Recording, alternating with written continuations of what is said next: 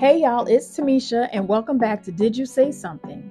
If you didn't know, this podcast actually started because of the Plan a Wedding magazine.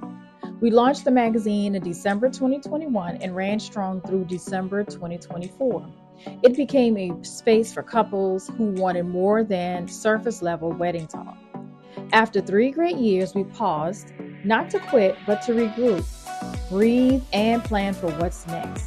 And now we're coming back with fresh new issues in 2026. The podcast was born from that same energy, real conversations about what happens before the wedding and everything that follows.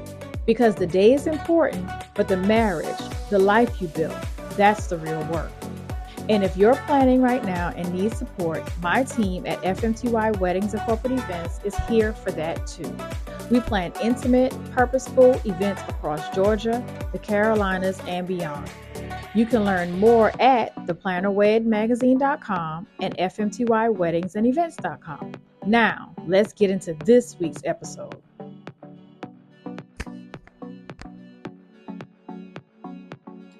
I know you may not want to hear this, but friendship changes during wedding season. Your wedding will show you who's happy for you and who just likes being included. Hey y'all, welcome back to Did You Say Something? I'm your host, Tamisha Kinlaw Carter, and today we're going to talk about something that people don't warn you about enough. Friendships change during wedding season. And I know it's supposed to be a joyous occasion.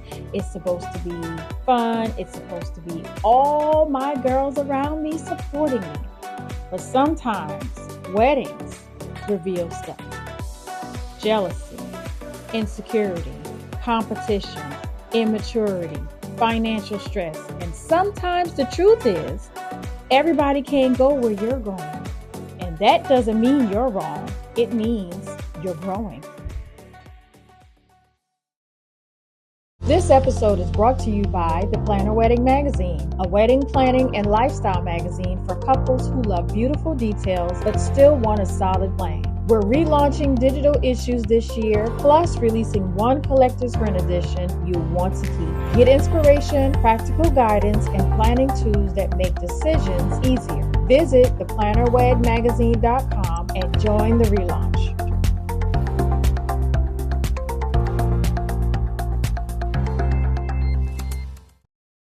Let's break it down. During wedding season, you will usually see 4 types of people. Number 1 is the silent supporter. They don't do the most. They're not extra. They're not loud. They're not posting every moment, but they show up. They check in on you. They send a text. They ask you what you need. That's the supporter. Number 2 is the performer. This person, they post you, but doesn't help you. They'll comment things like, love you, sis. But when you need something real, they vanish. Disappear. Number 3 is the competitor. Oh my goodness. This is the person that compares everything. They make little comments like, oh, that's what you're doing? Or, I would have done it different. Or, that's cute. They can't just be happy. Number 4 is the disappearing act. This person disappears when it's time to show up. They have excuses that they're busy, they're going through something, and yeah, they may be, but at some point you have to accept what's real. Now, listen to me carefully. You don't need a big circle. That's not what I'm saying. You need a solid circle. Now let's talk about bridal parties, because I need y'all to understand something. Bridesmaids are not staff. They are support. They're not a production team.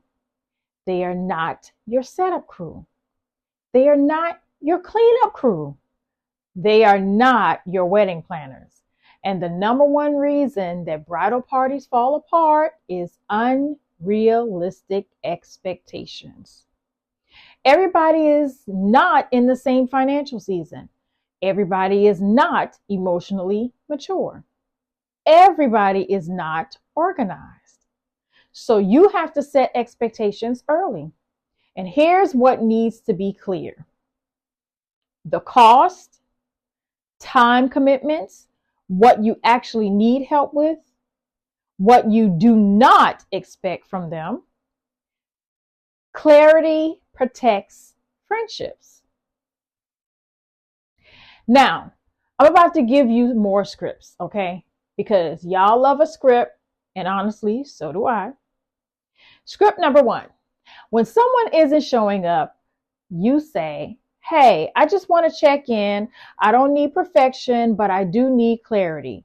Can you realistically commit to this role? That's respectful and it's direct. Script number 2. When they can't afford it, you say, I'd rather have you be present than stressed. Let's talk about options. That gives them dignity and it also lays it out. Number 3, when you need to demote them, I love you, but I need to make a change for my peace. I want you to attend as a guest and enjoy the day.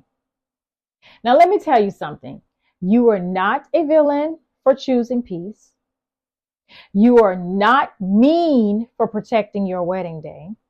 And sometimes the kindest thing you can do is remove pressure from a friendship that can't handle it right now. Let that sink in. Now I want to speak to the bride who is quietly disappointed. You thought that certain people would show up differently.